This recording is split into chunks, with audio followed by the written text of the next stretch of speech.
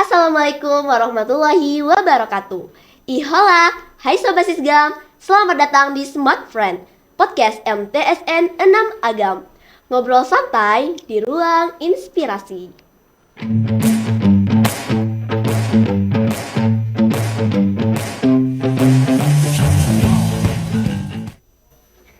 Di episode kali ini, kita akan membahas tentang jejak digital madrasah bersama saya, Nazra. Baik teman-teman, hari ini saya bersama dengan Bapak Fuad. Teman-teman sekalian udah pada kenal belum dengan beliau? Pada belum kan? Oleh karena itu, perkenalkan beliau adalah Wakil Kepala Bidang Kehumasan di MTSN 6 Agam. Halo Bapak, selamat siang. Selamat siang Nazra. Gimana nih kabarnya? Alhamdulillah sehat. Terima kasih sudah mengundang. Baik Pak, sesuai topik kita pada hari ini nih, yaitu berjejak digital madrasah. Madrasah kita mempunyai media sosial, yaitu diantaranya ada Facebook, Instagram, dan juga YouTube. Ya. Dan Instagram kita mempunyai 2 akun nih Pak. Yang pertama ada akun Humas, followersnya sekitaran 2101, dan akun Osim, followersnya sekitaran 1220. Itu angka yang nggak kecil ya, tapi juga belum terlalu cukup besar. Setuju. Kalau boleh cerita sedikit nih Pak, gimana sih awal mulanya bisa membangun media sosial ini? Baik. Jadi di awal kita mulai dengan sebuah cerita nih Nazra ya. Kalau kita berbicara mengenai jejak digital, tentu mulai dari pembuatan seperti yang Nazra bilang ya. Ini bukan hal yang instan. Mencapai angka 2000 itu bukan hal yang mudah. Tapi memang belum terlalu besar. Kita setuju dengan pendapat Nazra. Ini kalau kita nggak salah dimulai tahun 2019 deh. 2019 akhir itu ada dibentuk tim humas untuk membuat semua kegiatan yang ada di madrasah itu ter-up secara sosial media. 2019 bulan Oktober atau November kalau nggak salah. Di pertengahan tahun 2020 itu kan ada badai COVID menerjang. Di situ lebih dibutuhkan lagi tuh sosial media. Kegiatan di sekolah tetap berlanjut, ternyata dan tapi nggak bisa dilihat. Kita tetap bersekolah, anak tetap belajar, kegiatan tetap jalan, tapi nggak ada bisa dilihat secara langsung. Dituntutlah kita lebih inovatif. Awalnya itu Facebook dulu tuh. Facebook karena kebanyakan wali murid itu menggunakan Facebook kan. Belum ada yang Instagram pada waktu itu. 2020 Facebook dimulai berjalan. Seiringnya tren, itu masuklah ke Instagram, baru masuk YouTube. Awalnya Instagram itu baru satu Nazra. Nazra ketemunya kan ada 2 nih. Awalnya satu, Humas MTSN Agam. Itu dikelola secara resmi oleh tim Humas. Baru setelah itu nggak lama, 1 atau 2 bulan kira-kira, baru siswa juga ikut nih berkolaborasi. Di poinnya ini emang antara kolaborasi tim, guru, dan siswa secara aktif. Barulah terbentuk berjalan sesuai bagaimana mestinya. Seperti yang Nazra lihat sekarang. Jadi begitulah kira-kira ceritanya. Sependek ceritanya begitulah gitu ya. Sesingkatnya begitu untuk dipendekkan. Begitu kira-kira Oh Nazra. baik Pak, kalau boleh tahu nih Pak, awal-awal ngelola media sosialnya ini tuh pernah sempat grogi nggak sih Pak? Grogi. Kayaknya kalau kita ngomong grogi, nggak grogi mengelola media sosial, lebih grogi di sini nih ketemu Nazra nih. Kitanya nih. Karena baru kali ini kita bertemu di ruang ini, di ruang podcast yang cuma kita berdua sepertinya ya. Agak kaku mungkin iya.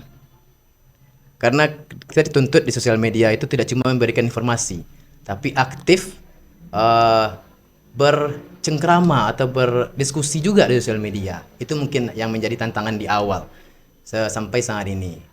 Itu mungkin. Oh gitu, ternyata nggak mudah juga ya Pak untuk bisa mengelolanya dari awal gini.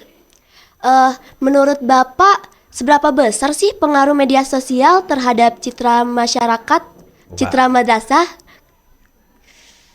Pengaruh ya? Iya. Kalau kita bisa bilang besar.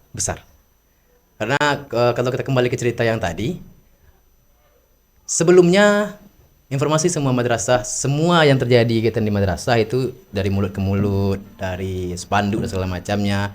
Ketika kita beralih atau berangkat menggunakan sosial media, semuanya diinformasikan di sana. Tentu informasi itu terbuka secara lebar. Kita ibaratkan sebagai sebuah jendela, jadi bisa dilihat ketika jendela itu bersih akan nampak semua di dalam. Akuntabilitas lebih terbuka begitu ya. Jadi banyak manfaat-manfaat yang didapatkan ketika informasi cepat dan tepat diberikan kepada masyarakat. Ini sangat membantu. Di mana membantunya? Masyarakat lebih percaya nantinya, akuntabel terbentuk. Itu pertama gitu ya. Jadi ketika kepercayaan ini ada, citra madrasah otomatis naik. Itu hubungannya itu. Ketika citranya baik, citra ini bukan berarti hal pencitraan, bukan begitu ya Nazra ya. Citranya baik, gambaran yang nampak bagi madrasah baik, tentu kepercayaan meningkat. Ketika kepercayaan meningkat, madrasah kita akan dipandang lebih baik dan orang tua akan lebih yakin untuk mempercayakan anaknya sekolah di sini. Begitu lebih kurang. Wah, betul banget sih Pak. Nazar setuju banget nih dengan pernyataan Bapak barusan. Kalau menurut Bapak, misalnya nih, media sosial kita bisa berbicara. Mereka akan bilang apa sih? Apakah dia akan aktif dan sopan atau sepi dan kurang ramah?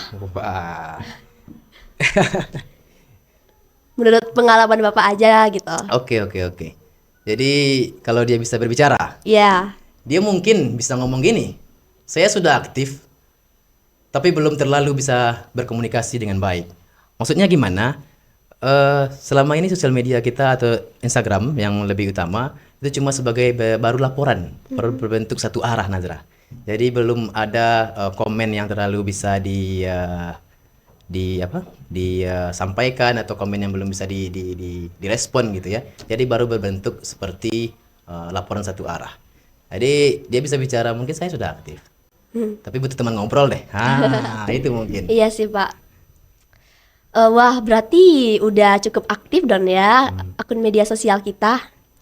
Terakhir nih Pak, menurut Bapak humas madrasah kita akan berkembang kemana selanjutnya?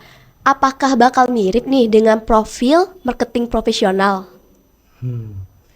Profil marketing profesional. Itu berarti artinya kita mengarah ke level yang lebih meningkat gitu ya. Level lebih tinggi lah. Bukan cuma monetize berarti ya, bukan cuma monetisasi, tapi memanagenya bagaikan orang profesional. Artinya gimana? Kita perlu belajar lagi algoritma. Kalau kita mau mengangkat ini ke marketing profesional, memang rencananya memang ke depannya kita akan lebih profesional lagi. Kita perlu belajar algoritma, bagaimana algoritma sosial media itu berjalan. Kita harus belajar engagement rate. Kita harus belajar analisis viewers. Banyak yang kita harus pelajari. Sehingga ke depannya sosial media dari madrasah ini tidak cuma informasi satu arah. Dan peran dari humas tidak cuma sebagai tukang dokumentasi, tapi narasi digital madrasah. Madrasah bisa dilihat dari postingan, madrasah bisa dilihat dari apa yang ditampilkan dalam sosial media. Mungkin itu ke depannya. Oh gitu Pak. Ya. Oke, baik. Dari pembahasan kita kali ini, kalau boleh kita simpulkan bahwa jejak digital adalah tanggung jawab madrasah kita bersama. Namun, humas mempunyai peran kunci untuk memastikan jejak itu positif, terarah, dan bermanfaat dalam jangka panjang. Terima kasih kepada teman-teman yang telah menonton episode pada hari ini, dan terima kasih Bapak. Terima kasih, Nadra. Wassalamualaikum warahmatullahi wabarakatuh. Waalaikumsalam warahmatullahi wabarakatuh.